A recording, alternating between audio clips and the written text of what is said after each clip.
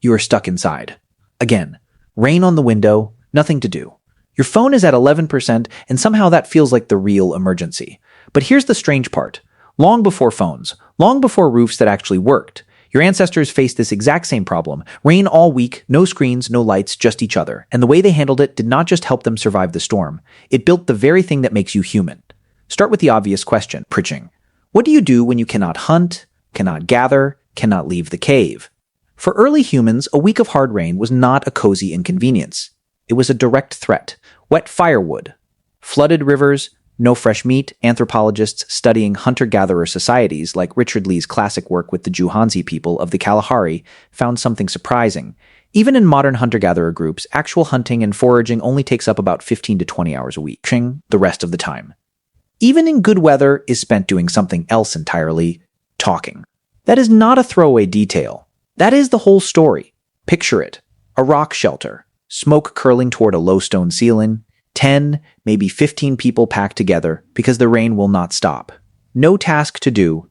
No food to process. Just time dangerous, empty time. And here's where your brain comes in. Because your brain does not like empty time. It fills it with stories. Pritching evolutionary anthropologist Robin Dunbar has spent decades studying exactly why humans talk so much.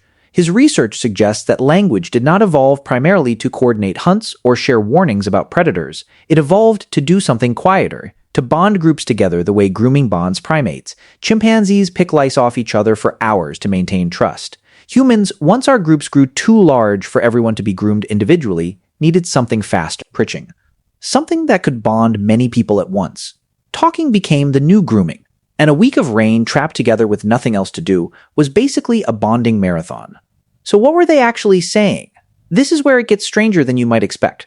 Archaeologist Polly Wiesner spent years living with and studying the Juhansi, and she noticed something specific. During the day, conversation was practical. Complaints, economic matters, minor disputes. Pritching. But at night, especially during long stretches when people were confined together, the topic shifted almost entirely to stories. Myths. Gossip about people far away, tales about animals, ancestors, distant relatives. Wiesner found that nighttime storytelling activated the brain differently. It triggered more imagination, more emotional connection, more laughter. Rain did not just trap bodies in one place. It trapped attention, and trapped attention, pointed at other humans instead of at tasks, is the exact condition under which culture is built. Think about what a story does that a task does not. A task teaches you how. A story teaches you why it matters, and it does it while making you feel something alongside the person telling it. Pritching. When your ancestors sat through a 5-day storm swapping stories about the time a hunter outsmarted a lion, or the ancestor who defied a taboo and paid for it, they were not just passing time, they were transmitting the visible rules of their society. Right and wrong. Brave and foolish, us and them. No school, no books, just voice, firelight, and boredom doing the teaching. Here's the counterintuitive twist. Pritching. Boredom. The exact feeling you're trying to escape right now with your phone may be one of the most important forces in human history. Psychologist Sandy Mann has researched boredom extensively and found that it is not simply an absence of stimulation. It is a state that pushes the brain toward creativity because an understimulated mind starts generating its own content, daydreams, associations, ideas that would never surface if you were distracted. Pritching. A week of rain, with nothing to hunt and nowhere to go, was not wasted time for early humans. It was forced incubation. The mind, denied external tasks, turned inward and outward at once. Inward into imagination, outward into connection with the people sitting beside it. There is physical evidence for this too, and it is easy to miss if you're not looking for it. Some of the oldest art ever discovered was not found out in the open, where humans spent their active, task-filled days. It was found deep inside caves, places you would only go and only stay in when the world outside gave you no other option. The engraved ochre and shell beads found at sites like Blombos Cave in South Africa, dated to roughly 70,000 years ago, suggest something about how symbolic thought developed. It likely did not emerge during the frantic productivity of a good hunting day. It emerged during the stillness. Pritching. During the long, dim hours when people had nothing to do but decorate a shell, hum a rhythm, or trace a shape on a wall, just to feel like they were doing something with their hands and their minds. So the cave was not just shelter from rain. It was, in a very real sense, the first classroom, the first theater, the first place culture had room to grow, because for once survival was not demanding every ounce of attention.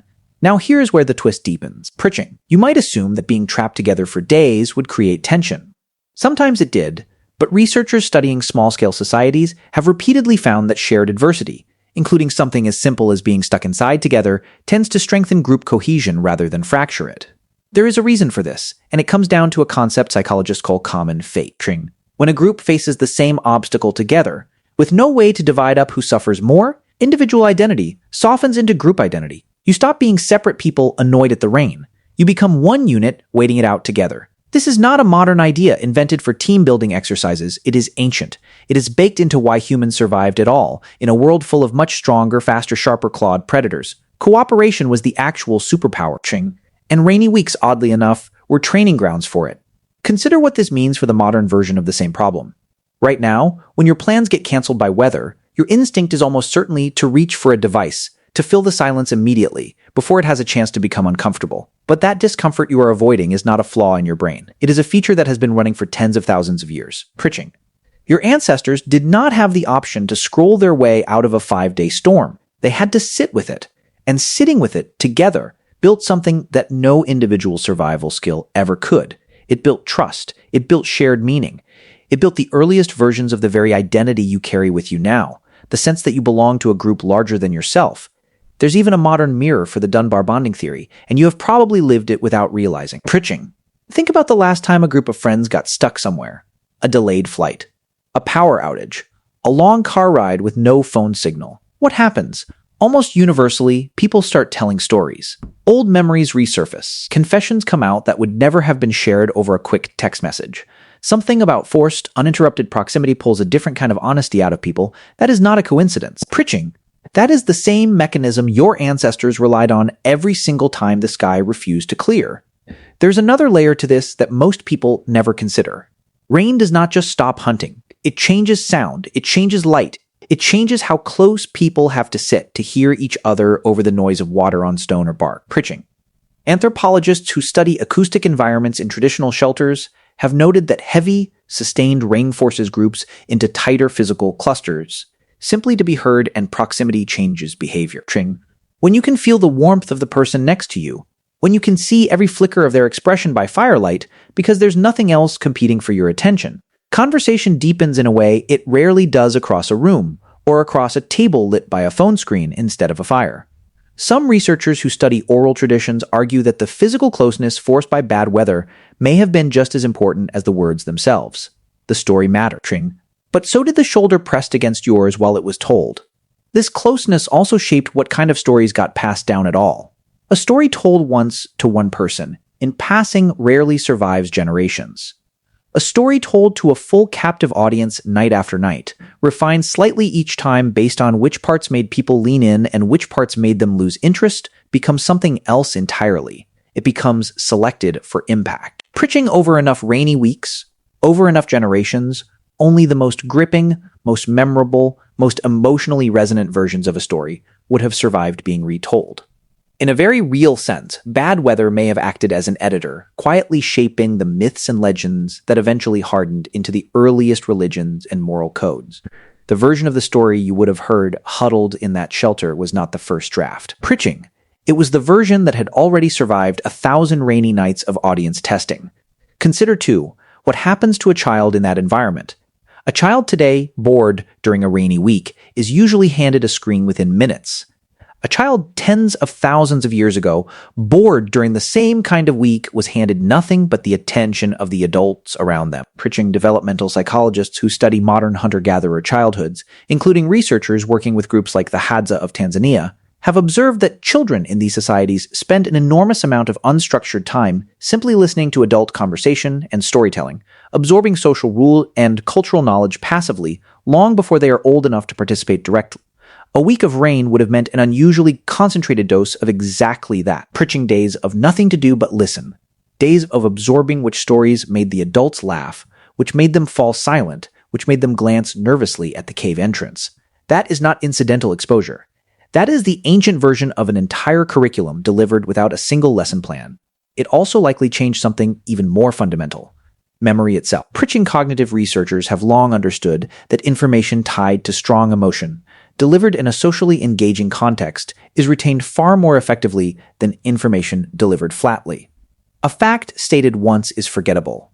A fact wrapped inside a story told by a trusted voice, reinforced by the emotional charge of a captivated room, becomes almost impossible to lose, which means those long rain-soaked weeks were not simply full of any information. They were full of the information that mattered most for survival, where the dangerous animals denned, which plants healed and which plants killed, which neighboring group could be trusted and which could not, wrapped in narrative, tested against a live audience and repeat it until it stuck.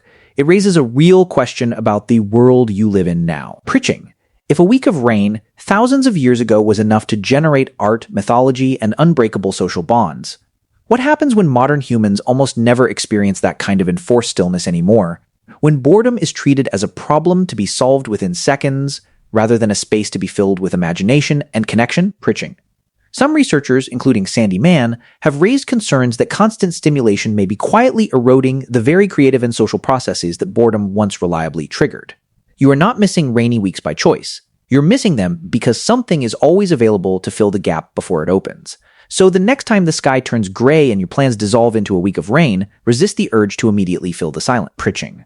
Your ancestors did not have that option, and in its absence, they built stories, art, and the deep social bonds that let a fragile, clawless species outlast ice ages and predators far stronger than itself. The rain was never really the obstacle. It was the opening. And whether you notice it or not, some part of you still remembers exactly what to do with that kind of empty waiting time. You're stuck inside again. But maybe, just this once, that is not the emergency you thought it was.